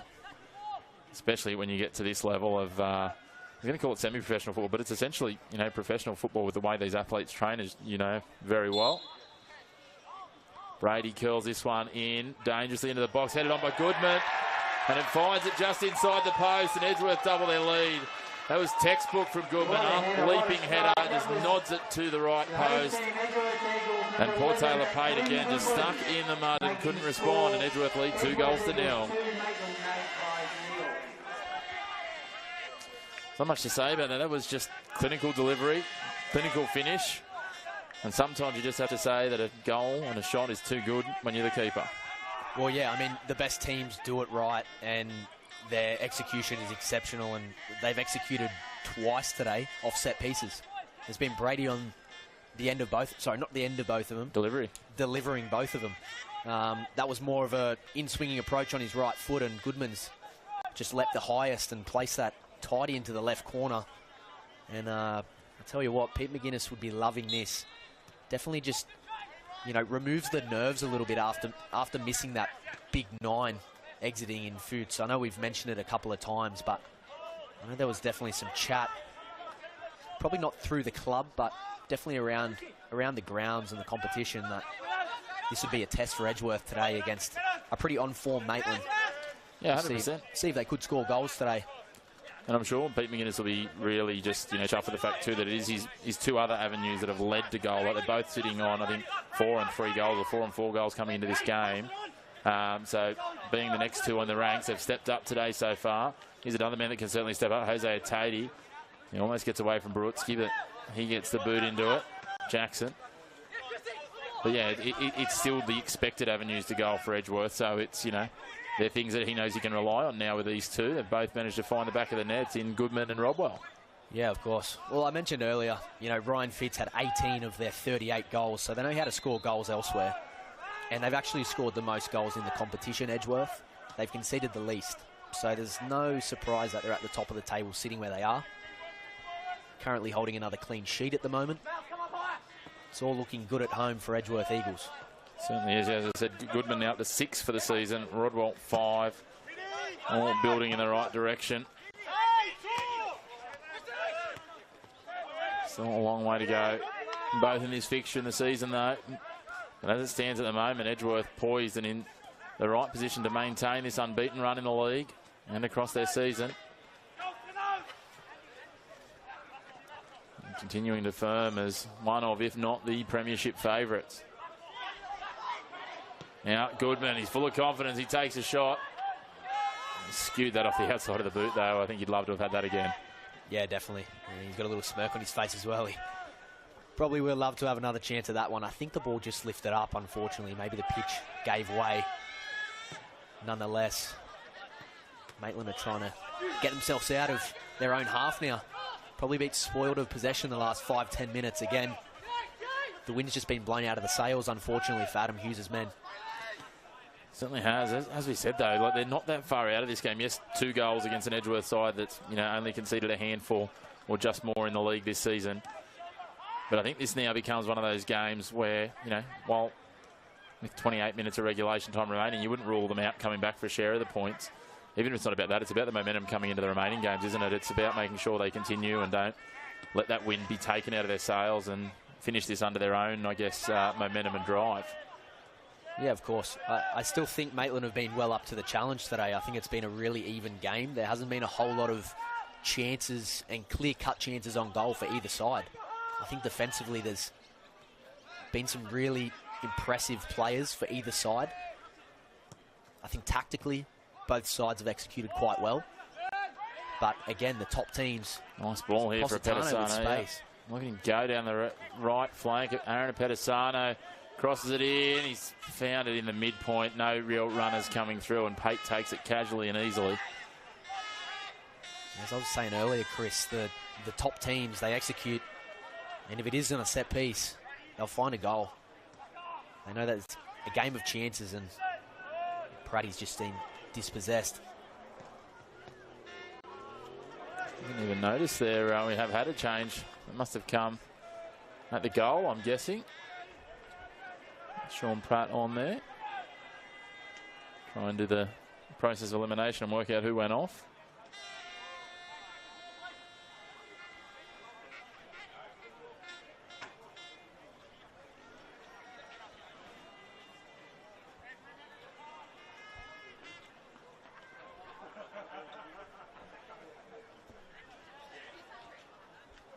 Looks like it was Trainer that's gone off. It's Maitland back to playing one at the top, are they? Edgeworth trying to get up to this corner. Fayers does well to just try and feed it back in, but not quite on target.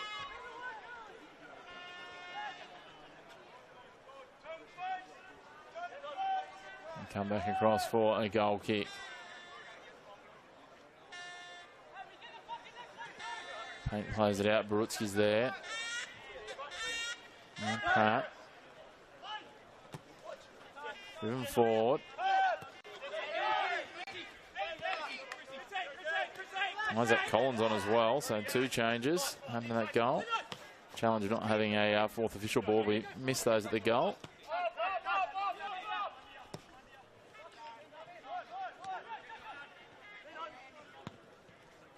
I think what we might have seen is we actually got 3 changes. That's how well we've done here, Buttes. Matt's Mail on as well, so Jordan Jackson's gone off. Charlie Cox, it looks like, as well. And Trainer. Now we're going to see more changes again. Rafferty coming off.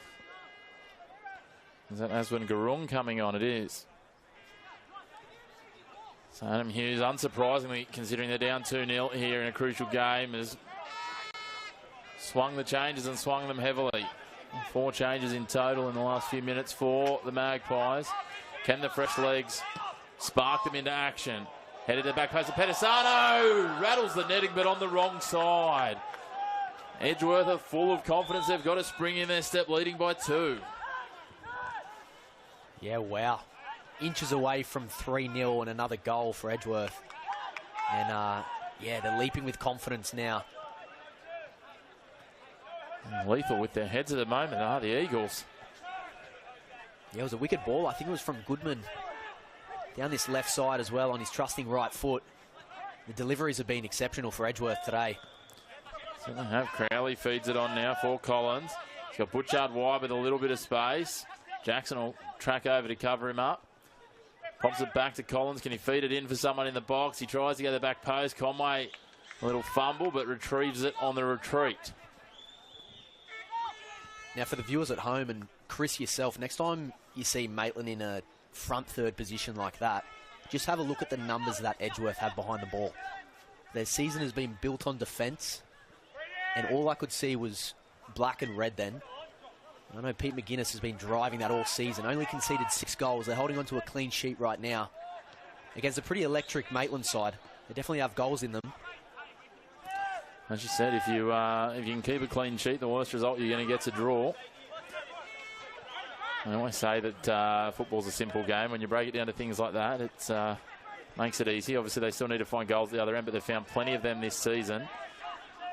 As you say, and you can see it here. All of a sudden, there's 2 Edgeworth players there, another couple tracking back, and in that third, you've got 7 Edgeworth players in the end by the time the ball goes out of play, and 4 Maitland ones. That wasn't even really an attacking raid of any urgency, so... Yeah, just keep an eye on it as the game unfolds. I've noticed it all game thus far. This is the first game this season for me. I've watched Edgeworth live. Just that defensive discipline too, though, isn't it? Because it's easy to have that structure there, but it's about the discipline of continuing to come back, especially that second line, the midfielders, and make sure you're back there, you know, clogging the space and making the numbers. And it's easy, you know, it only takes 1 or 2 people not to do it a couple of times for it to fall apart. And obviously it's something Edgeworth are doing with aplomb this season. Pate lays it out now. Pratt on the ball. So that's Smale on the ball. Both of the long hair. Chips it forward. Garang chests it down. Collins. 3 of the changes combining. Butchard steps over, drives it forward. Nice little ball passed on from Pratt for Collins. Collins now. McFarlane cuts to the outside. That's where he goes. Plenty of numbers in the box for both sides, but Edgeworth again just absolutely flooding back in numbers. 8 outfield players end up in the 18-yard box as that cross comes in. That point you're talking about, Butts, the more you focus on it, the more it seems like there's more players coming back. Yeah, it's super impressive. Super impressive. Maitland, if they want to score or get anything out of this game, they have to hit Edgeworth quickly. And you wouldn't say Maitland's game is really direct. As we spoke earlier, they look nice when they're holding a possession-based game. It's very tough to break down this solid Edgeworth defence. It's going to be interesting. I believe all their subs being made now. I've got one more. But essentially what you're seeing now from Maitland is pretty close to what you're going to see for the rest of the game. That's a heavy challenge there from Sean Pratt. Just watching Pratt just before that, he looks like, considering he's just come on, he looks like he's a little ginger, like he's carrying something. And again, I feel Adam Hughes' hand has been forced not only by the fact they are trailing 2-0, but also by the fact they played midweek and making sure that they've got those legs to try and force the comeback. And it's an interesting one. Looks like we've got a sub coming for Edgeworth in the meantime. Just trying to work out who's coming on and who's coming off. Interesting with this set piece, a little more centrally located. They're going to go to the man in Rodwell rather than Brady to deliver. Looks like Jose Atati is the man to make way.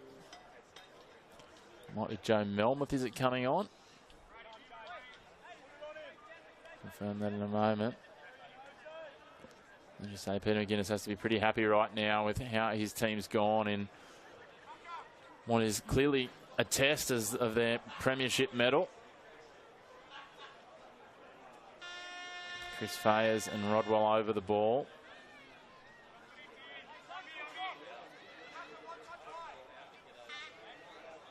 Looks like it is Joe Melmoth on, it is. So straight switch for Atati.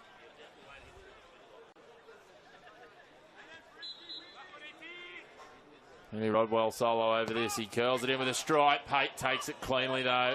Very composed, gets moving well. Takes it straight on. Like flashbacks to the World Cup. Was it in South Africa? Those horns going. It sounds like the Vuvuzelas going. Kids on the hill. There they are, right behind Taylor Pate, just giving a bit of background noise. Nice little bit of atmosphere though. We like a bit of vibes. Whatever it takes to bring it to the football. We'll see some youngsters out watching the players that they're probably aspiring to follow in the footsteps of sometime in the future.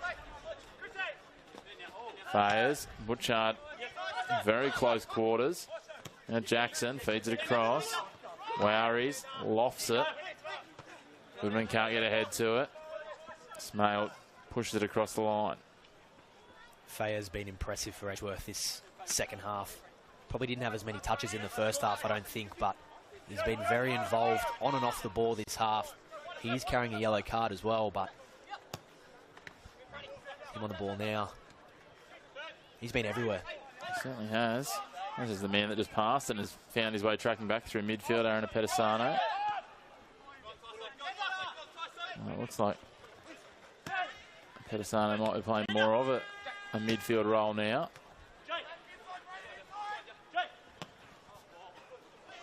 Goodman can't control it. Pratt comes away with it, feeds it on to Collins. Smale out wide.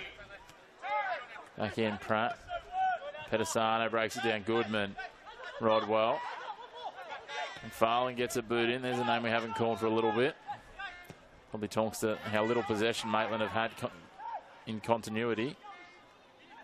You also mentioned earlier, Chris, about Praddy potentially holding an injury or a little niggle. It looks like his right leg strapped up, his right knee. And yeah, Adam Hughes, you know, searching for the bench in a game where he's down 2-0. As a coach, you're never going into a game expecting a loss or not taking any points. You want to approach the game, you know, to win everything. But there definitely would have been a feeling making those decisions to swap a couple of players, considering the midweek game as well, that there's more winnable games coming up ahead, and they might need to save a couple of legs for those games. Yeah, certainly it's going to be interesting.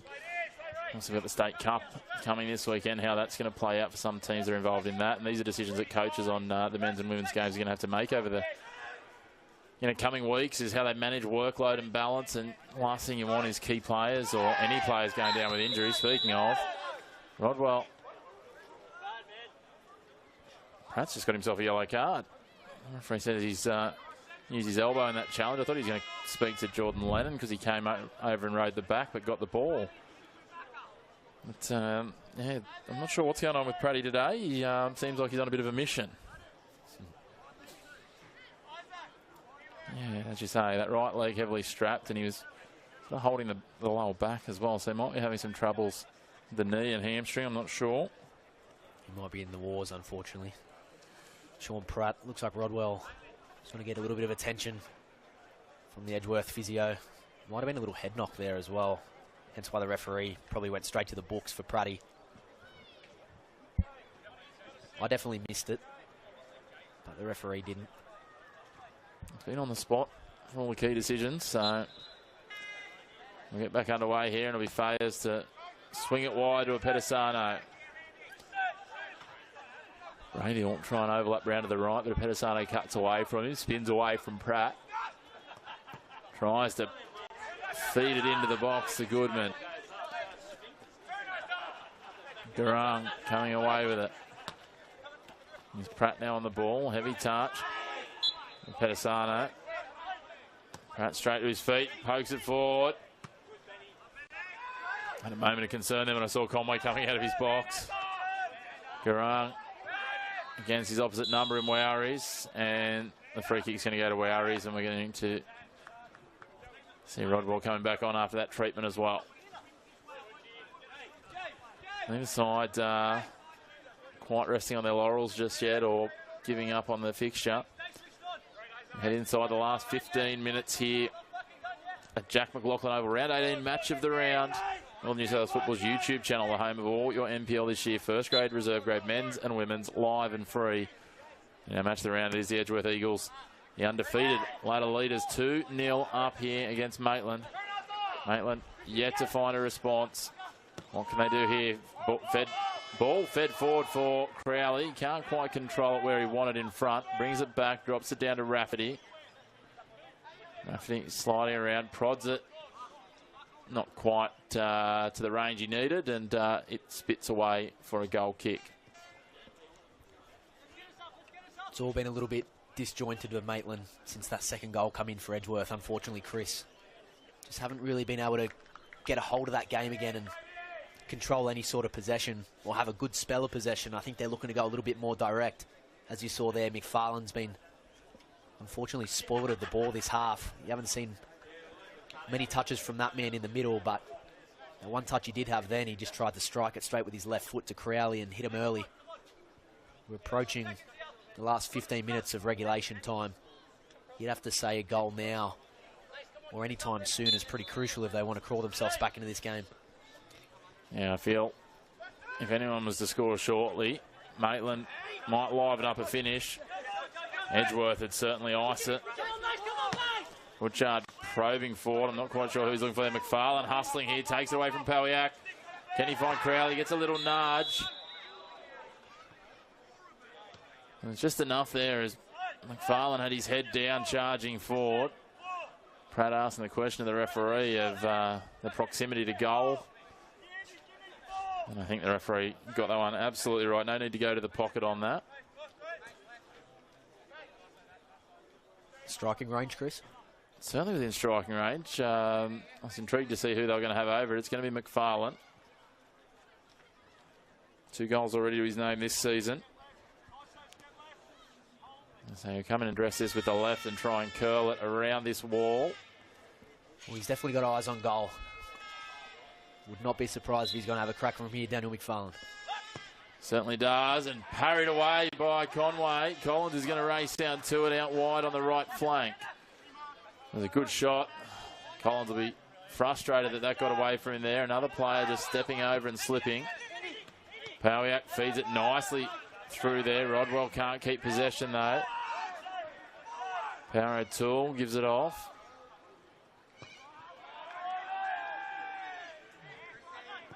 Turned over again, now out in front of Melmoth. Rodwell, miscommunication there, and Ollie Van Haren takes it away. Second sub on for Edgeworth.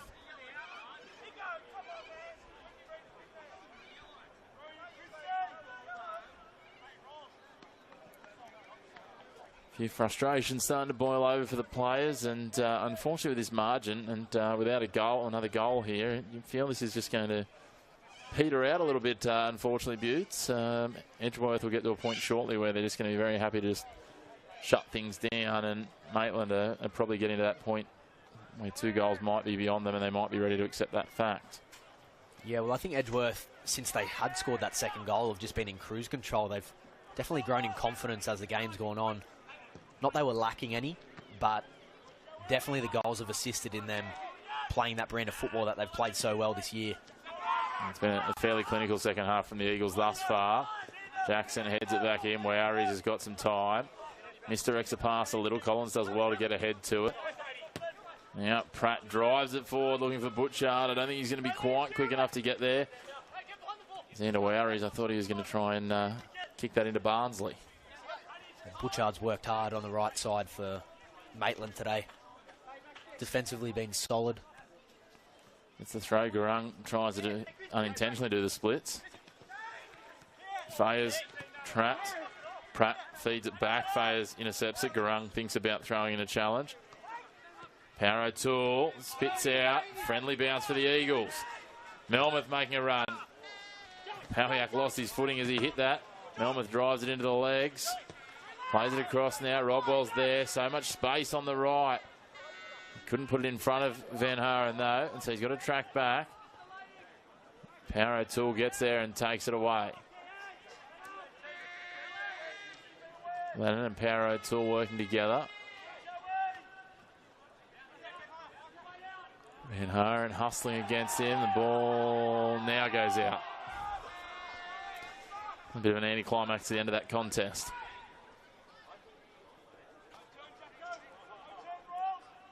Braden Crowley still trying to present for options. Gurung comes away with it, loses his footing. Might have thought he was held. Smale now. Collins is going to try and stay inside. Butchard, there's that man you were talking about, Matt Butner. Pushing down this right flank, tries to feed it inside. The angle just probably a little obtuse. And Wowries will drive it forward for Rodwell. Jackson pushing up here. Pops it back for Rodwell. Just going to be a little bit too heavy. The ideas are right. The execution not there at either end at the moment. Yeah, definitely. Bit of fatigue kicking in. Heavy legs. The pitch is a little bit giving as well. Expect Maitland to send a couple more bodies forward. So we've already seen over this last couple of minutes, left and right flank for Edgeworth. Again, execution's been lacking, but there's got to be more space to exploit. McFarlane switches it across. Crowley out wide. I think it'll surprise anyone to see McFarlane starting to surge forward in these late stages. He could be a game breaker for them. Pratt Here's Butchart again. He's been busy the last few minutes, both on the ball and in defence. Feeds it on. Collins, a nice return. Pratt there, chips it forward. Not quite sure who that was intended for in the end. It didn't work out. Wowries gets the head to it. Pratt flies above the pack. Might have got a hand to it. Referee says play on. Collins prods it. Absolutely clattered into. And we're going to come back for the foul. It's getting physical and continuing to be willing. Yeah, Pratty just throwing his body into the contest there, and he's helped assist with a free kick in a pretty good area for Maitland. And he's on the ball as well. He needs a good delivery if Maitland want to try and get themselves back into this game. McFarlane looks a likely target, but holds back. The ball spits out, just sits up after Lennon got forward. And Conway gets hold of it and roosts it long. Melmoth goes shoulder to shoulder with Butchart. Butchart's going to try and recover and get back, and he does track back well. And what a recovery from off the deck there from Connor Butchart. I'll tell you what, he's absolutely responded the opposite to the commentator's curse. You gave him a rap before, and he's gone another gear, Matty. Yeah, he's been good all game, to be honest. I wouldn't say execution on everything's been amazing, but he's worked very hard. His work rate and effort have been phenomenal. I think he's been one of the better ones for sure today for Maitland. Not one I've seen a lot of prior to this season, but certainly from what the body of work we've seen today, plenty of tick-up, plenty of effort, and some good skill moves as well. So certainly one to watch if you're a Maitland fan over the remainder of the season as the Magpies try and cement that spot in the top 5. All crossed in, dangerous set piece. Just sitting on their heels. Very cool and composed Edgeworth, not in a hurry for anything. Powiak tries to put it forward. Smale does well to get forward and take it. Gives it to Crowley. Again, there's that challenge for Maitland. Not only does Crowley miss it, but had he got that ball, he was on his own with 4 Edgeworth defenders sitting just over halfway. Yeah, it's a tough task for any striker. Doesn't matter how good you are. We know Braden Crowley's absolutely top shelf when it comes to NPL strikers, but even he's only one man. Here's Butchart again. Tries to pull a little James Bond move and escape out of traffic, but spits it over the sideline in the end. And the Eagles now, as we head to the final 6 minutes of regulation time, just starting to manage the clock and turn things towards locking in the 3-point victory and maintaining this clean sheet. And I'm sure that'll be the focus for Pete McGuinness as he goes to his bench again now, is to make sure that they do maintain the clean sheet here. As you've talked about a couple of times, as Fayers and Jackson come off. This is a team that's built their reputation on defence. Nick Curran, former Maitland. Nick Curran goes into midfield, and looks like Finn Bolton into defence. Yeah, they've built this on defence, and so another clean sheet to the record would be a key piece that Pete McGuinness would love here. He might want to blemish late in this one.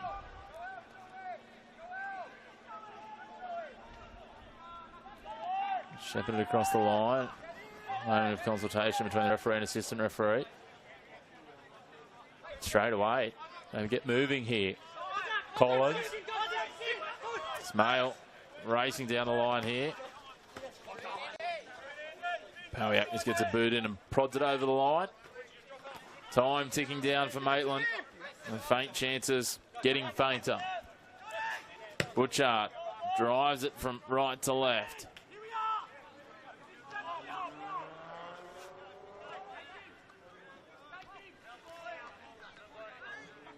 Out Maitland with it, throw midway on the half.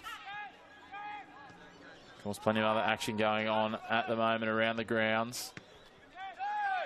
High scoring one at Western. Just over 5 minutes remaining there as well, and it's 3-2 to Western against Bell Swans. They're a plucky unit, this Bell Swans unit, Matt Butner, and if they could find something late there, that'd really put a cat amongst the pigeons in this top 5. Yeah, definitely. And they're in the mixer as well to play finals football. Definitely not far off it. They've got some really nice results this season against some big teams.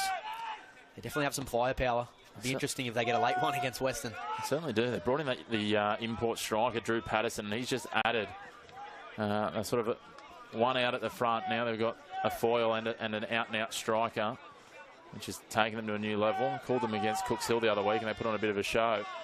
Got some top-tier talent, and look, they look like they're... they keep playing this style of football and getting the results they are, they'll be well clear of that relegation battle that many thought they'd be mired in for the whole season. So certainly going to be an interesting one. And that's the other thing, of course, we've got all those teams fighting for finals football as Melmoth tries to race forward, but the flag goes up. You can't forget that there's automatic relegation for the team that finishes at the bottom of the ladder, and the team that finishes second to bottom is going to go into the relegation playoffs. So lots to play for. Pretty much everyone in the competition, when you have a look at it, is going to have something to play for over at least the next 3 or 4 weeks. There might be a couple of those teams that end up, caught in no man's land in that they're not chasing top 5, but they're safe. But that's probably not going to be locked in until maybe 2-3 weeks out from finals at best, if not coming down to the last round, which is really enthralling. Yeah, very enthralling. And everyone's got something to play for. You said earlier, Edgeworth, Broadmeadow, Western Bears. Ben Grant takes a stride. Just spits across the face. Pate's watch for. Yeah, those 3 sides sitting pretty at the top of the ladder, but, we're playing for B-League football as well. So that's something to consider for Edgeworth and Broadmeadow. That's been a really exciting battle this year. Two teams that have been at the top of their game. We've seen it today. What a funny story. The Australian Championship or the B-League, you could see Ryan Foots playing against the Edgeworth Eagles. Yes, you could. I don't know if that was part of the release arrangements, but anyway, we'll wait and see. Yet he could be at the Newcastle Jets. We know he's got a trial there as well. It's been a pretty good last couple of weeks, and I'll tell you what, the way he hit the ground running, from talking to you and some others that saw some pieces of his debut for Sydney Olympic, he's certainly not looking out of place in the NPL in Sydney. Yeah, definitely. I think he'll fit right at home there. It's a good club, and he's a good calibre player. There's no doubt he can play that level and potentially even higher. As when Garang loses his footing, I was going to say that looked like he was about to slice through like a hot knife through butter, but I think he sliced through was the surface of the grass. And this is going to, I think, peter out from here. 90 seconds of regulation time remaining. Then we'll be at the referee's discretion. Edgeworth will, it appears, continue this unbeaten run, and it's been a strong performance. Plenty of positives to take for Maitland too, though, and we'll break that down after full time briefly for you. So I think Maitland far from disgracing what they've shown so far. And could they get one back here? Just one last effort. The ball driven along the turf and cleared long by Harrison. You have to say both centre-backs for Edgeworth today have been exceptional. Harrison and Werries. Yeah, they're both strong. 2 different stories, as we touched on off the early moments. But there'll be a lot of these players in both these sides that will be in strong consideration for that Northern New South Wales representative side. Based on what we've seen today, I don't think there's many players on this pitch that look out of place taking on the Newcastle Jets in mid-September. No doubt. There's talent everywhere between both of these clubs. And a lot of talent in the league as well. It's going to be really exciting to see him up against the Jets side and Mark Milligan's Newcastle Jets, who I think will have a better season this year as well under him. I'd like to think so. Garang here, almost a chance, but there's Harrison, the man on the spot again. Yeah, it's going to be interesting. New coach, obviously Rob Stanton had done quite well with his young group and brought them through. We've seen some. Braden Crowley just chips it over the crossbar. That was the chance to get one back for the Magpies. He'll be ruining that one more times than not. He'd finish that and put it in the back of the net just with seconds remaining in regulation time. Yeah, wow. Now we'll be at the referee's discretion, but yeah, not far away there, Braden Crowley, a man who is no stranger to Newcastle Jets fans. No, not at all. You'd have to say that was probably the best chance of the game, Chris, in all honesty. I'll tell you what, 6-7 yards away. It is 6 or 7 yards away. He was up off the ground trying to finish it with his boot close to his other thigh. It would have been a phenomenal goal to watch back on the highlight reel had he finished it. But I know, knowing what we know about Braden Crowley, he'll be ruining that chance, as I said, and he'll expect better of himself. Lots of people can't finish those. Braden Crowley has the ability to do so at times. Would have made for a very spicy finish as well, you'd think. Would have been all guns blazing for Maitland, looking for that share of the points. Might have seen Taylor Pate ranging forward. In the meantime, it is Sean Pratt sending it forward for Butchard. Maitland still not resigned here. They're still looking for getting some respectability back here. 2-1 looks nicer than 2-0. Here's Lennon. I haven't seen a lot of him pushing forward in the second half, but here he prods his way up now. They flood their numbers forward. Cross it into the box. They beat Conway, cleared away again, though. Wowry's the man on the spot. And again, that's just what we're talking about, those numbers getting back. And there he is again, just pushing it out. Maitland continue to press, though. They continue to see what they can come up with here. Power O'Toole takes on 2 defenders and comes off second best. A lot of space down this left side if Brady can get it, which he has done. It's an exceptional ball. Pratt tracking back does well. You can still see that he's not at full gait, but he managed to get back there. I think he's going to be a well-worn warrior by the end of this one, despite playing less than a half. Yeah, no doubt. Look, he's worked hard as well.